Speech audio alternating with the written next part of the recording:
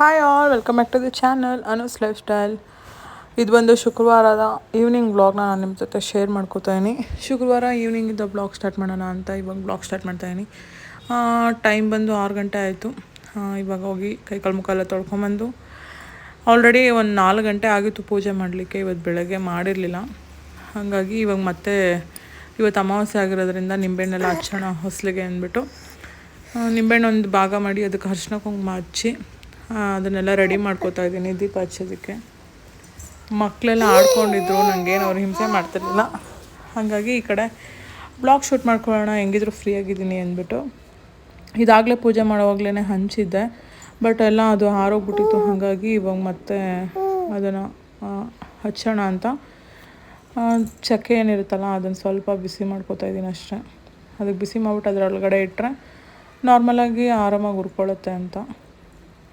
ಇವಾಗ ಒಂದು ಕರ್ಪೂರ ಅಥವಾ 2 ಕರ್ಪೂರ ಇಟ್ಬಿಟ್ಟು ಅಂಟಿಸ್ಬಿಟ್ರೆ ಚೆನ್ನಾಗಿ ಅಂಟ್ಕೊಳ್ಳುತ್ತೆ. ಇದ್ರದ್ದು ಸ್ಮೆಲ್ಲೆಲ್ಲ ಮನೆಗೆಲ್ಲ ಹರಡ್ಕೊಂಡ್ರೂ ಸ್ವಲ್ಪ ನೆಗೆಟಿವಿಟೀಸ್ ಕಮ್ಮಿ ಆಗುತ್ತೆ ಅಂತ ಹೇಳ್ಬೋದು.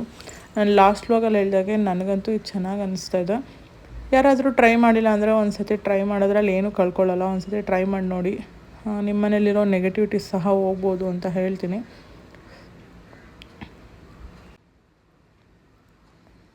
ಈಗ ಒಳಗಡೆ ಪೂಜೆ ಆಯಿತು, ಈಗ ಹೊರಗಡೆ ಹೋಗೋಣ ಬನ್ನಿ. ಹೊರಗಡೆ ಬಂದಿದ ತಕ್ಷಣವೇ ಹೊಸಲು ಪೂಜೆ ಎಲ್ಲ ಸಂಜೆನೇ ಮಾಡಿಟ್ಟಿದ್ದೆ. ನೋಡೋಕ್ಕೆ ಗಲೀಜು ಅಂತ ಅನಿಸ್ತಾ ಇರ್ಬೋದು ಅಷ್ಟೇ, ಅದು ಕ್ಲೀನಾಗಿ ಒರೆಸಿದ್ದೀನಿ. ಬಟ್ ಆಗಲೇ ಸಾಂಬ್ರಾಣಿ ಕಡ್ಡಿ ಎಲ್ಲ ಹಚ್ಚಿದ್ರಿಂದ ಅದರದ್ದು ಬೂದಿ ಎಲ್ಲ ಬಿದ್ದು ಆ ಥರ ಕಾಣಿಸ್ತಾ ಇದೆ ಅಷ್ಟೇ.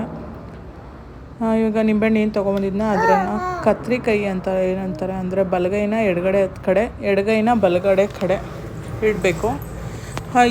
ಹಚ್ಚಿ ಕರ್ಪೂರ ಅದ್ರ ಮೇಲೆ ಇಟ್ಟು ಹಚ್ಚಿಬಿಟ್ಟು ಬಿಳಿ ಸಾಸಿವೆ ಹಾಕೋರು ಹಾಕ್ಬೋದು, ಅಥವಾ ಹೀಗೆ ಬೆಂಕಿ ಹಚ್ಚಿದ್ರೂ ಸಹ ಏನೂ ಆಗೋಲ್ಲ. ಹಚ್ಚಿ ಮನಸ್ಸಲ್ಲಿರೋ ಕಷ್ಟಗಳನ್ನ ನಿವಾರಿಸೋಂಗೆ ಬೇಡ್ಕೊಂಡ್ರೆ ಒಳ್ಳೆಯದಾಗುತ್ತೆ. ಅಮಾವಾಸ್ಯೆ ದಿನ ಈ ಥರ ಮಾಡಿದ್ರೆ ಮತ್ತು ಕೆಟ್ಟ ದೃಷ್ಟಿ ಏನಾದರೂ ಮನೆ ಮೇಲೆ ಬಿದ್ದಿದ್ರೂ ಹೋಗುತ್ತೆ ಅಂತ ಹೇಳ್ತಾರೆ. ಹಾಗಾಗಿ ನಾನು ಟ್ರೈ ಮಾಡ್ತಾಯಿದ್ದೀನಿ ಅಷ್ಟೇ. ಮತ್ತು ಮೊನ್ನೆ ಏನು ಮಾಡಿಟ್ಟಿದ್ದೆ ಡ್ರೈ ಫ್ರೂಟ್ಸ್ ಪೌಡರು, ಅದನ್ನು ಮಗುಗೆ ಕೊಡ್ತಾಯಿದ್ದೀನಿ. ಇವತ್ತೂ ಸಹ ಹಾಲು ಕಾಯಿಸ್ಕೊಂಬಂದು ಅವಳಿಗೆ ಕೊಡೋಕ್ಕೆ ಟ್ರೈ ಮಾಡ್ತಾಯಿದ್ದೀನಿ. ಅವಳೇನೋ ಬೇಡ ಬೇಡ ಬೇಡ ಅಂತ ಇದ್ದಾಳೆ, ನೋಡಬೇಕು.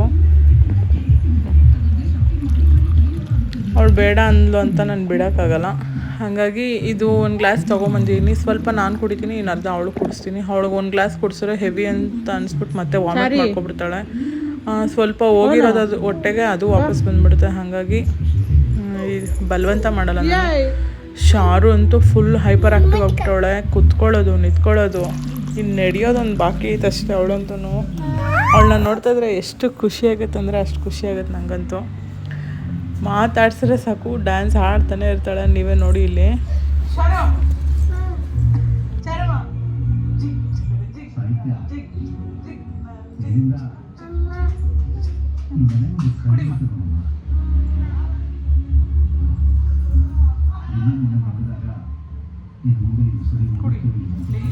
ಮಮ್ಮಿ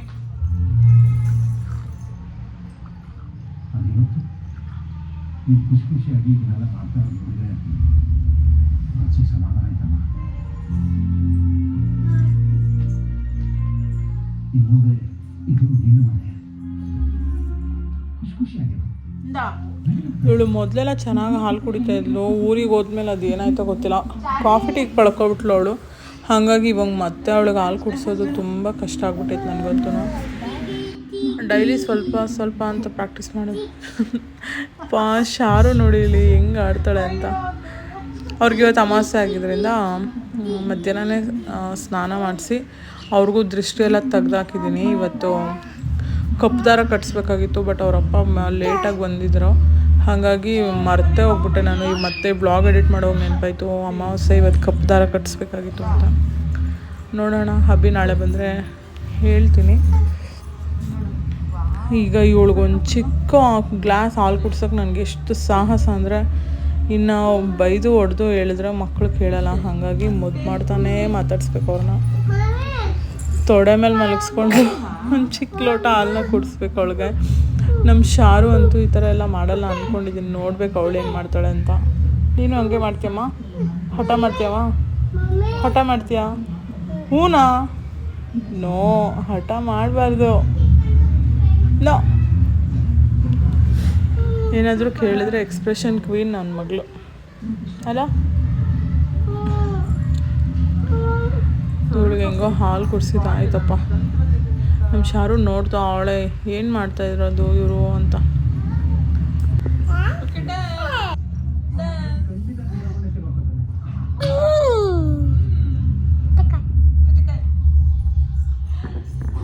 ಏನು ಮಾಡ್ತಾ ಇದ್ದೀರಾ ಶಾರು ಅವರು? ಶಾರು ಬಾ.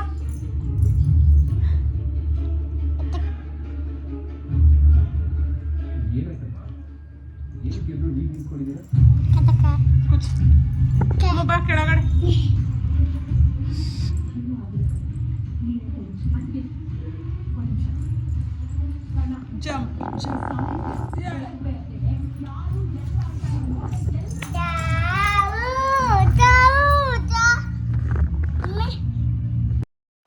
ಇದಾಗಿದ ತಕ್ಷಣ ಒಂದು ಸ್ವಲ್ಪ ಹೊತ್ತು ಮಕ್ಕಳ ಜೊತೆ ಎಲ್ಲ ಆಟ ಆಡಿಕೊಂಡು ಅಡುಗೆಗೆ ಏನು ಬೇಕೋ ಎಲ್ಲ ರೆಡಿ ಮಾಡಿಕೊಂಡೆ. ಟೈಮ್ ಆಲ್ರೆಡಿ 8 o'clock ಆಗಿತ್ತು. 8 o'clockಗೆ ನಾನು ಶಾರುಗೆ ಸರಿ ತಿನ್ನಿಸೋದು. ಇವಾಗ 1 time ಅಷ್ಟೇ ಸರಿ ತಿನ್ನಿಸ್ತಾ ಇರೋದು. ಹಾಗಾಗಿ 8 o'clockಗೆ ತಿನ್ನಿಸ್ಬಿಟ್ರೆ ಮತ್ತು ಅವರಪ್ಪ ಬರೋ ಅಷ್ಟರಲ್ಲಿ ಡೈಜೆಸ್ಟ್ ಆಗಿರ್ತಾಳೆ, ಆರಾಮಾಗಿ ಮಲಗಿಸ್ಬೋದು ಅಂತ. ಇದಕ್ಕೂ ಡ್ರೈ ಫ್ರೂಟ್ಸ್ ಪೌಡರ್ ಏನಿತ್ತು ಅದನ್ನು ಹಾಕಿ ಅವಳಿಗೆ ಊಟಕ್ಕೆ ಕೊಡಬೇಕು. ಪುನರ್ವಿಗೇನೋ ಹಾಲಲ್ಲಿ ಕುಡಿಸ್ಬಿಡ್ತೀನಿ. ಶಾರುಗೆ ಇನ್ನು ಹೆಂಗೆ ಹೊಟ್ಟೆ ಕಳಿಸೋದಲ್ವ, ಹಾಗಾಗಿ ಅವಳಿಗೆ ಸರಿ ಜೊತೆ ಮಿಕ್ಸ್ ಮಾಡಿಬಿಟ್ಟು ತಿನ್ನಿಸ್ತೀನಿ ಅಷ್ಟೇ. ಅವಳು ಎಂಜಾಯ್ ಮಾಡ್ಕೊಂಡು ತಿಂತಾಳೆ. ಬಟ್ ಟಿ ವಿ ನೋಡೋದು ಚೆನ್ನಾಗಿ ಇದು ಮಾಡ್ಕೊಬಿಟ್ಟವಳೆ. ಅಡ್ವರ್ಟೈಸ್ ಅಂತೂ ಎಷ್ಟು ನೋಡ್ತಾಳೆ ಅಂದರೆ ಅಷ್ಟು ನೋಡ್ತಾಳೆ. ಪುನರ್ವಿನೂ ಹಂಗೆ ಮಾಡ್ತಾಯಿದ್ಲು. ಪುನರ್ವಿನೂ ಹೊಟ್ಟೆ ಹಸ್ಕೊಂಡವಳೆ. ಬಟ್ ಅವಳಿಗೆ ಚಪಾತಿ ಮಾಡಿಕೊಡ್ಬೇಕು. ಸಂಜೆ ಬಿಸ್ಕೆಟ್ ಎಲ್ಲ ತಿಂದಿದ್ಲು, ಹಾಗಾಗಿ ಅದೆಲ್ಲ ಸ್ವಲ್ಪ ಡೈಜೆಸ್ಟ್ ಆಗಲಿ ಅಂತ. ಇಲ್ಲಾಂದರೆ ರಾತ್ರಿ ಎಲ್ಲ ವಾಮಿಟ್ ಮಾಡ್ತಾಯಿರ್ತಾಳೆ. ಅದಕ್ಕೆ ಸ್ವಲ್ಪ ಟೈಮ್ ಕೊಟ್ಟು ಏನಾದರೂ ಕೊಡ್ತೀನಿ ಅಷ್ಟೇ. ಅವ್ರಿಗೂ ಊಟ ಮಾಡಿಸಿದ್ದಾಯಿತು. ನೆಕ್ಸ್ಟು ಇಲ್ಲಿ ಹಬಿ ಫೋನ್ ಮಾಡಿದ್ರು, ನಂಗೆ ಹೊಟ್ಟೆ ಜಾಸ್ತಿ ಹಸಿತೈತೆ, ಮಧ್ಯಾಹ್ನ ಬೇರೆ ಊಟ ಮಾಡಿಲ್ಲ, ಬೇಗ ಅಡುಗೆ ಮಾಡಿಬಿಡು, ಬರ್ತೀನಿ ಬೇಗ ಅಂತ. ಹಾಗಾಗಿ ಯಾವಾಗಲೂ 9 o'clock ಬರೋರು, ಇವತ್ತು 8:30ಗೆ ಬಂದರು. ಸಂಜೆನೇ ಚಪಾತಿಗೆಲ್ಲ ಕಲಸಿಟ್ಟಿದ್ದೆ. ಹಾಗಾಗಿ ಇವತ್ತು ನಾನ್ ವೆಜ್ ಏನಾದರೂ ಮಾಡೋಣ ಅಂದ್ಕೊಂಡ್ವಿ. ಬಟ್ ಅಮಾವಾಸ್ಯೆ ಆಗಿರೋದ್ರಿಂದ ಬೇಡ ಅಂತ. ಚಪಾತಿಗೆ ಅವ್ರಿಗೆ ಎಗ್ ಬುರ್ಜಿ ಮಾಡಿದ್ರೇ ಅಷ್ಟು ಇಷ್ಟ ಆಗೋದು. ಹಾಗಾಗಿ ಇಲ್ಲಿ ಎಗ್ ಬುರ್ಜಿ ಮಾಡ್ಕೊಳ್ಳೋಣ ಅಂತ ಎಲ್ಲ ರೆಡಿ ಮಾಡಿಕೊಂಡು ಒಂದು ಬಾಣಲಿಗೆ ಎಣ್ಣೆ ಇಟ್ಕೊಂಡು ಸಾಸಿವೆ ಹಾಕಿ, ಬೇಕು ಅಂದರೆ ಹಸಿಮೆಣ್ಸಿನ್ಕಾಯಿ ಹಾಕ್ಕೋಬೋದು. ನಮ್ಮ ಮನೇಲಿ ಹಸ್ಬೆಂಡ್ ತಿನ್ನಲ್ಲ, ಹಾಗಾಗಿ ಇಲ್ಲಿ ಹಸಿಮೆಣ್ಸಿನ್ಕಾಯಿ ಸ್ಕಿಪ್ ಮಾಡಿದ್ದೀನಿ. ಕರ್ಬೇವಿನ ಸೊಪ್ಪು ಖಾಲಿ ಆಗಿತ್ತು, ಹಾಗಾಗಿ ಅದನ್ನು ಸ್ಕಿಪ್ ಮಾಡಿದ್ದೀನಿ. ನೀವು ಕರಿಬೇವು ಚಿಲ್ಲಿ ಹಾಕ್ಕೊಂಡು ಚೆನ್ನಾಗಿ ಫ್ರೈ ಮಾಡಿಕೊಂಡು, ಈ ಕಡೆ ಚಿಲ್ಲಿ ಪೌಡರ್ ಮತ್ತು ಧನಿಯಾ ಪೌಡರ್ ಮಾತ್ರ ಹಾಕ್ಕೊಂಡಿದ್ದೀನಿ ಅಷ್ಟೇ. ನಾನು ಇವೆರಡೇ ಪೌಡರ್ ಯೂಸ್ ಮಾಡೋದು. ಅರಿಶಿನ ಮತ್ತು ಪೆಪ್ಪರು, ಗರಂ ಮಸಾಲ ಅದೆಲ್ಲ ಏನು ಯೂಸ್ ಮಾಡಲ್ಲ. ಖಾರದ ಪುಡಿ ಮತ್ತು ಧನಿಯಾ ಪುಡಿ ಎರಡೂ ಹಾಕ್ಕೊಂಡು ಚೆನ್ನಾಗಿ ಫ್ರೈ ಮಾಡಿಕೊಂಡು, ಅದು ಸ್ವಲ್ಪ ಎಣ್ಣೆ ಬಿಟ್ಟಿದ್ದಾಗಿದ ತಕ್ಷಣ ಇಲ್ಲಿ ಮೊಟ್ಟೆ, ನಾನಿವತ್ತು ಹೆಸ್ರು ಕಾಳನ್ನ ಹಾಕಿ ಮೊಟ್ಟೆ ಪಲ್ಯ ಮಾಡ್ತಾಯಿರೋದು. ಹಸ್ಬೆಂಡ್ಗಂತೂ ಹೆಸ್ರು ಕಾಳು ಹಾಕ್ಬಿಟ್ಟು ಪಲ್ಯ ಮಾಡಿದ್ರೆ ಸಖತ್ ಅಂದರೆ ಸಖತ್ ಇಷ್ಟಪಡ್ತಾರೆ. ಅವ್ರ ಖುಷಿನೂ ನಮ್ಮ ಖುಷಿ ಅಲ್ವಾ, ಹಾಗಾಗಿ ಅವ್ರು ತಿಂದು ಚೆನ್ನಾಗಿದ್ರೆ ನಮ್ಮನ್ನು ಚೆನ್ನಾಗಿ ನೋಡ್ಕೋತಾರೆ. ಅವ್ರಿಗೆ ಫೇವ್ರೇಟು ಹೆಸ್ರು ಕಾಳು ಪಲ್ಯ ಮತ್ತು ಎಗ್ಗಲ್ಲಿ ಏನು ಮಾಡಿದ್ರು ಸಹ ಅವ್ರಿಗೆ ತುಂಬ ಅಂದರೆ ತುಂಬ ಇಷ್ಟ ಆಗುತ್ತೆ. ಅದಕ್ಕೋಸ್ಕರ ಅವ್ರಿಗೋಸ್ಕರ ಅಂತ ಇವತ್ತು ಎಗ್ ಬುರ್ಜಿ ಮಾಡ್ತಾಯಿದ್ದೀನಿ. ಈ ಕಡೆ ಒಂದು 6 ಮೊಟ್ಟೆ ಅಷ್ಟು ಒಡೆದು ಇದಕ್ಕೆ ಹಾಕ್ಕೊಂಡಿದ್ದೀನಿ. ಫಸ್ಟೇ ಆ ಥರ ಒಡೆದಿಟ್ಕೊಂಡ್ರೆ ಸ್ಮೆಲ್ ಏನಾದರೂ ಇದ್ರೆ ಗೊತ್ತಾಗುತ್ತೆ. ಒಡೆದು ಡೈರೆಕ್ಟಾಗಿ ಬಾಣಲಿಗೆ ಬಿಟ್ಟರೆ ಅಷ್ಟು ಗೊತ್ತಾಗಲ್ಲ. ಈಗ ಮೊಟ್ಟೆ ಹಾಕಿ ಹೆಸ್ರು ಕಾಳೆಲ್ಲ ಹಾಕಿ ಚೆನ್ನಾಗಿ ಫ್ರೈ ಮಾಡಿಕೊಂಡು, ರುಚಿಗೆ ಎಷ್ಟು ಬೇಕೋ ಅಷ್ಟು ಉಪ್ಪು ಹಾಕಿ ಇದನ್ನು ಚೆನ್ನಾಗಿ ಮಿಕ್ಸ್ ಮಾಡಿಕೊಂಡ್ರೆ ಈ ಥರ ಫುಲ್ಲು ಉದ್ರಾಗಿ ಬಿಡಿಯಾಗಿ ಆಗುತ್ತೆ. ಲೋ ಫ್ಲೇಮಲ್ಲಿ ಇಟ್ಕೊಂಡು ಈ ಥರ ಮಾಡಿಕೊಂಡ್ರೆ ಚೆನ್ನಾಗಾಗುತ್ತೆ. ಹೈ ಫ್ಲೇಮಲ್ಲಿ ಇಟ್ಕೊಂಡ್ರೆ ಫುಲ್ಲು ಸೀದೋಂಗೆ ಆಗಿಬಿಡುತ್ತೆ. ಹಾಗಾಗಿ ಲೋ ಫ್ಲೇಮಲ್ಲಿ ಇಟ್ಕೊಂಡು ಚೆನ್ನಾಗಿ ಮಿಕ್ಸ್ ಮಾಡ್ತಾಯಿದ್ರೆ ಈ ಥರ ಉಡಿಯಾಗಿ ಆಗುತ್ತೆ. ನಮ್ಮ ಸೂಪರ್ ಆ್ಯಂಡ್ ಸ್ಪೈಸಿ ಇಲ್ಲ, ನಮ್ಮ ಮನೇಲಿ ಸ್ವಲ್ಪ ಸಪ್ಪೆ, ಯಾಕಂದರೆ ಮಕ್ಕಳು ತಿಂತಾರೆ. ಹಾಗಾಗಿ ಸೂಪರಾಗಿರುವಂತಹ ಎಗ್ ಬುರ್ಜಿ ರೆಡಿ ಆಗುತ್ತೆ. ಅದಾಗಿದ ತಕ್ಷಣ ಎಗ್ ಬುರ್ಜಿ ಸೈಡ್ಗಿಟ್ಟು, ಹಸ್ಬೆಂಡು ತುಂಬ ಹೊಟ್ಟೆ ಇಷ್ಟೈತೆ, ಇನ್ನೂ ಆಗಿಲ್ಲ, ಇನ್ನೂ ಚಪಾತಿ ಹೊಸಿಬೇಕಾ, ಟೈಮ್ ಆಯಿತು ನನಗೆ ಅಂತ ಇದ್ರು. ಬೇಗ ಮಾಡಿಕೊಟ್ಬಿಡ್ತೀನಿ ಅಂತ ಚಪಾತಿ ಹೊಸಿತಾಯಿನಿ. ಇವತ್ತೇನಪ್ಪ ಡಿಫ್ರೆಂಟ್ ಅಂತಂದರೆ, ಬೀಟ್ರೂಟ್ ಪಲ್ಯ ಮಾಡಿದ್ರು ನಾನು ಒಬ್ಬಳೇ ತಿನ್ನಬೇಕು, ಹಸ್ಬೆಂಡ್ ತಿನ್ನಲ್ಲ. ಹಾಗಾಗಿ ಬೀಟ್ರೂಟ್ನ ಬೇಯಿಸಿ ಈ ಕಡೆ ಪ್ಯೂರಿ ಮಾಡಿ ಚಪಾತಿ ಮಾಡ್ತಾಯಿದ್ದೀನಿ. ಹಂಗಾದರೂ ಒಂದೊಂದು ಬೀಟ್ರೂಟು ಹೊಟ್ಟೆಗೆ ಹೋಗಲಿ ಅಂತ ಅಷ್ಟೇ. ಈ ಕಡೆ ನಾನು ಯಾವತ್ತೂ ಬೀಟ್ರೂಟ್ ಚಪಾತಿ ಟ್ರೈ ಮಾಡಿರಲಿಲ್ಲ. ಏನೂ ವೇರಿ ಅನ್ಸಲ್ಲಪ್ಪ, ಸೇಮ್ ಟೇಸ್ಟೇ ಇರುತ್ತೆ. ಬಟ್ ಕಲರ್ ಒಂದು ಚೇಂಜ್ ಆಗಿರುತ್ತೆ ಅಷ್ಟೇ. ಈ ಚಪಾತಿಗಳಲ್ಲೇ ನಮ್ಮ ಯಜಮಾನ್ರಿಗೆ ಏನಾದರೂ ಸ್ವಲ್ಪ ತರಕಾರಿ ಹೋಗಿಸ್ಬೇಕು ಅಂದರೆ ಈ ಥರ ಮಾಡ್ತೀನಿ ಅಷ್ಟೇ. ನಮ್ಮ ಮನೇಲಿ ಮಕ್ಳಿಗೆ ತಿನ್ನಿಸೋದಂದ್ರೆ ನಮ್ಮ ಯಜಮಾನ್ರಿಗೂ ಇದೇ ಥರ ತಿನ್ನಿಸ್ಬೇಕು. ಈ ಕಡೆ ಚಪಾತಿ ಆಗಿದ ತಕ್ಷಣ ಅವ್ರಿಗೆ ಫಸ್ಟು ಊಟ ಇಟ್ಕೊಟ್ಬಿಟ್ಟೆ. ಬೇಗ ಊಟ ಮಾಡ್ಕೊಂಬಿಡು ನೀನು ಅಂತ. ಅವರು ಎಕ್ಸೈಟ್ಮೆಂಟಲ್ಲಿ ನೋಡ್ತಾಯಿದ್ರು, ಏನು ಇವತ್ತು ಎಗ್ ಬುರ್ಜಿ ಮಾಡಿಬಿಟ್ರಳಲ್ಲ ಅಂತ. ಅದಕ್ಕೆ ನಿನ್ನ ಖುಷಿನ ನನ್ನ ಖುಷಿ ತಿನ್ನು ಅಂತ ಹೇಳ್ಬಿಟ್ಟು ಚಪಾತಿ ಮಾಡಿದೆ. ಚಪಾತಿ ತಟ್ಟೆಗೆ ಹಾಕಿದ ತಕ್ಷಣ ಏನು ಚಪಾತಿ ಅನ್ನು ಇದು ಅಂತ ಕೇಳಿದ್ರು.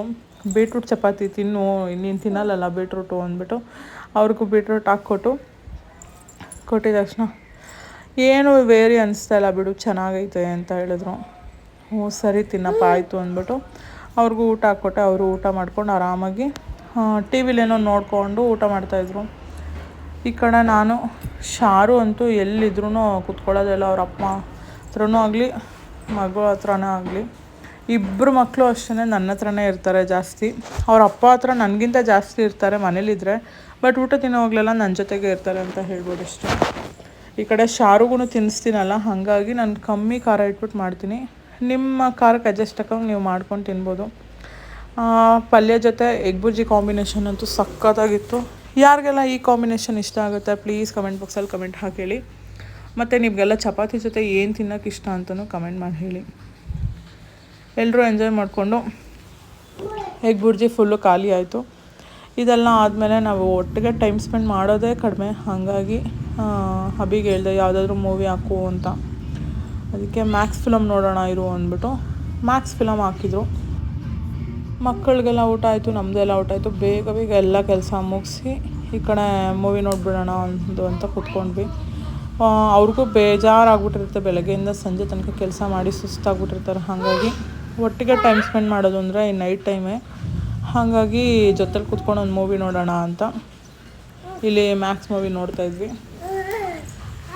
ಇಷ್ಟ ಆಗಿತ್ತು ಇವತ್ತಿನ ವ್ಲಾಗ್. ಈ ವ್ಲಾಗ್ನ ಇಲ್ಲಿಗೆ ಎಂಡ್ ಮಾಡ್ತೀನಿ. ವ್ಲಾಗ್ ಇಷ್ಟ ಆದರೆ ಲೈಕ್ ಮಾಡಿ, ಶೇರ್ ಮಾಡಿ. ಯಾರಿನ್ನೂ ಸಬ್ಸ್ಕ್ರೈಬ್ ಮಾಡ್ಕೊಳ್ದೆ ನೋಡ್ತಾ ಇರೋರು ಪ್ಲೀಸ್ ಸಬ್ಸ್ಕ್ರೈಬ್ ಮಾಡಿಕೊಂಡು ಸಪೋರ್ಟ್ ಮಾಡಿ ಅಂತ ಕೇಳ್ಕೊತೀನಿ. ಇದಕ್ಕಿಂತ ಹೆಚ್ಚಾಗಿ ಇನ್ನೇನು ಕೇಳಲ್ಲ. ಪಕ್ಕದಲ್ಲೇ ಇರುವಂಥ ಬೆಲ್ ಐಕಾನ್ನ ಒತ್ತಿದ್ರೆ ನಾನು ವ್ಲಾಗ್ ಅಪ್ಲೋಡ್ ಮಾಡಿದ ತಕ್ಷಣ ನಿಮಗೆ ನೋಟಿಫಿಕೇಷನ್ ಬರುತ್ತೆ. ನಾನು ಸಬ್ಸ್ಕ್ರೈಬ್ ಮಾಡ್ಕೊಂಡಿರೋದಕ್ಕೆ ಥ್ಯಾಂಕ್ಸ್ ಹೇಳ್ತಾ ಮತ್ತು ನಾನು ನೆಕ್ಸ್ಟ್ ವ್ಲಾಗಲ್ಲಿ ಮೀಟ್ ಆಗ್ತೀನಿ. Thank you for watching. Love you all. Bye.